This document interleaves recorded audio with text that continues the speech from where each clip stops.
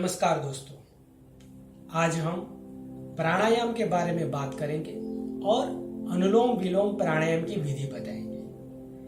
उससे पहले प्राणायाम जिस अंतर्गत आता है वो योग के बारे में कुछ प्राथमिक जानकारी लेंगे। इसका नाम योग है, ना कि योगा। योगा शब्द बिल्कुल ही गलत है। योग शब्द संस्कृत की युज धातु पर से लिया गया है। इसका मतलब है मिलन करना, यानी कि योग का मतलब हुआ आत्मा का परमात्मा से मिलन करना, और यही इसका परम लक्ष्य है। आजकल कुछ लोग योग के आसन, प्राणायाम इत्यादि का अभ्यास करके खुद को ये संतुष्टि देते हैं कि उन्होंने योग किया, लेकिन योग किया नहीं जा सकता। योग होता है। योग परिणाम है, प्रक्रिया नहीं। योग 8 अंगों का बना है, इसीलिए इसको अष्टांग योग कहा गया है। और वो 8 अंग है: यम, नियम, आसन, प्राणायाम, प्रत्याहार, धारणा, ध्यान और समाधि। अब आप ही बताइए, क्या योग के 1 या 2 अंगों के अभ्यास को पूरा योग कहा जा सकता है? बिल्कुल नहीं। आगे बढ़ने से पहले ये कुछ योग के बारे में प्राथमिक जानकारी थी जो आपको बताना जरूरी था। मैंने बहुत बार सुना है कई लोगों को ऐसी गलती दोहराते हुए। ऐसी गलती आप ना दोहराइए और आपको सही जानकारी मिले, यही हमारा उद्देश्य है। जैसा कि हमने बताया कि आज हम प्राणायाम के बारे में बात करेंगे, तो प्राणायाम क्या है? प्राणायाम 2 शब्दों से बना हुआ है, प्राण और आयाम। इसका मतलब है प्राण का संग्रह करना, यानी कि प्राण आयाम, प्राणायाम। प्राणायाम के बारे में पातंजल योग सूत्र में लिखा गया है कि तस्मैन सति श्वास प्रश्वास योर्गति विच्छेदः प्राणायाम, यानी कि तस्मैन सति, योग के तीसरे अंग के बाद तीसरा अंग यानी आसन। तस्मैन सति श्वास प्रश्वास, श्वास और प्रश्वास की जो गति है उसको तोड़ना और रोकना, उसे प्राणायाम कहा गया है। उसके अलावा कोई भी चीज प्राणायाम के अंतर्गत नहीं आती। प्राणायाम के कुछ आयाम है, जैसे कि रेचक, पूरक, कुंभक। रेचक यानी कि सांस को बाहर छोड़ना, पूरक यानी कि सांस को भीतर लेना, और कुंभक यानी कि सांस को रोकना। कुंभक 2 प्रकार के होते हैं, अंतर कुंभक और बाह्य कुंभक। बाह्य कुंभक का मतलब है कि सांस को बाहर छोड़ के बाहर ही रोकना, और अंतर कुंभक का मतलब है सांस को भीतर खींच के अंदर रोकना। प्राणायाम कई प्रकार के हैं, जैसे कि ओम प्राणायाम, राम प्राणायाम, सूर्य भेदन, चंद्र भेदन, अनुलोम विलोम, शीतली, शीतकारी, भस्त्रिका, भ्रामरी, मूर्छाई, लाविनी और उज्जाई। हम प्राणायाम के फायदे की बातें तो बहुत करते हैं कि प्राणायाम की ये फायदे हैं, प्राणायाम की वो फायदे हैं, लेकिन प्राणायाम से किस प्रकार फायदे मिलते हैं, जो फायदों का मूल स्रोत है वो क्या है? हमारा शरीर 5 तत्वों का बना है: पृथ्वी, जल, अग्नि, वायु, आकाश। पृथ्वी से सूक्ष्म है जल, जल से सूक्ष्म है अग्नि, अग्नि से वायु और वायु से आकाश। जब हम प्राणायाम करते हैं तो इन तत्वों की संशुद्धि होती है।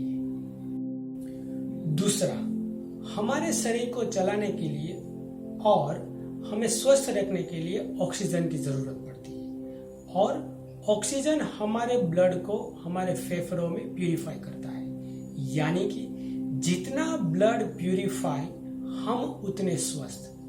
नॉर्मल ब्रीदिंग में हम अपने फेफड़ों को इतना टाइम नहीं देते कि हमने जो सांस ली है उसमें से पूरा ऑक्सीजन एब्जॉर्ब हो और हमारा ब्लड पूरी तरह से प्यूरिफाई हो। इसी वजह से हमारा ब्लड प्यूरिफाई नहीं हो पाता और हमारे शरीर में तरह तरह की बीमारियां होती है और हमारी इम्यून सिस्टम इतनी स्ट्रांग नहीं हो पाती।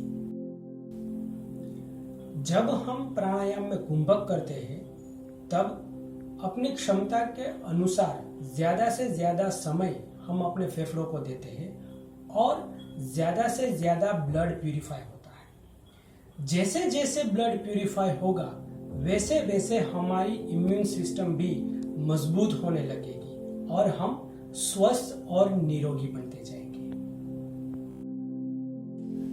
प्राणायाम के बारे में जानकारी लेने के बाद अब अनुलोम विलोम प्राणायाम कैसे होता है ये बताऊंगा। प्राणायाम करने से पूर्व अपना शरीर सीधा रखिए, ना कि जो पीछे मुड़ा हुआ, ना कि बहुत कड़क। आराम की स्थिति में लेकिन सीधा। आपकी गर्दन और आपकी नजर सामने होनी चाहिए और दोनों हाथ अपने घुटनों पर। अब बाएं हाथ की ज्ञान मुद्रा बनाइए, इसे चिन्मय मुद्रा भी कहते हैं, और अपने बाएं घुटने पे रखिए। अपने दाहिने हाथ से दोनों उंगली मोड़ दीजिए और पीछे की दो उंगली को ऐसे साथ में लगा लीजिए। बाएं नथुने से सांस लेना है, रोकना है और दाहिने नथुने से सांस को छोड़ना है। फिर वही नथुने से सांस को खींचना है, यथाशक्ति रोकना है और बाएं नथुने से सांस को छोड़ना है। ये एक आवृत्ति होगी। देखिए, पूरक, कुंभक।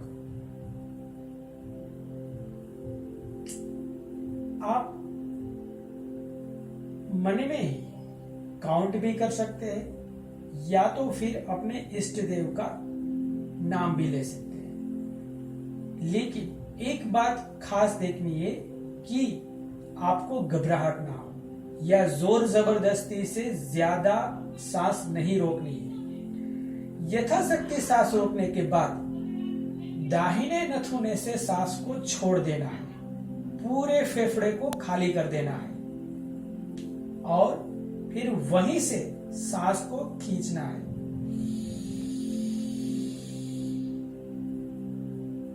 पूरक करने के बाद यहां पे कुंभक करना है, इसे कहते हैं आंतर कुंभक।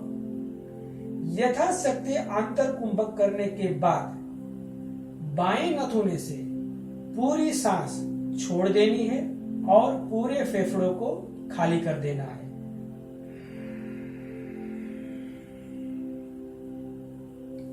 ये एक आवृत्ति होगी। ऐसी शुरुआत में आप महत्तम 5 आवृत्ति करें, ज्यादा नहीं।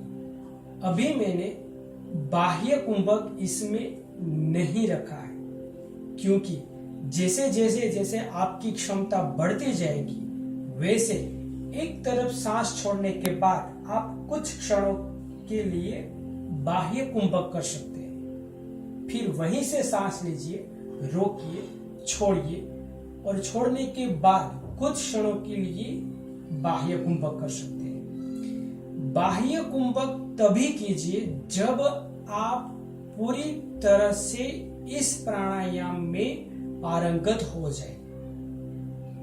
तब तक सिर्फ पूरक, आंतर कुंभक, रेचक, पूरक, आंतर कुंभक, रेचक। धन्यवाद। जय भगवान।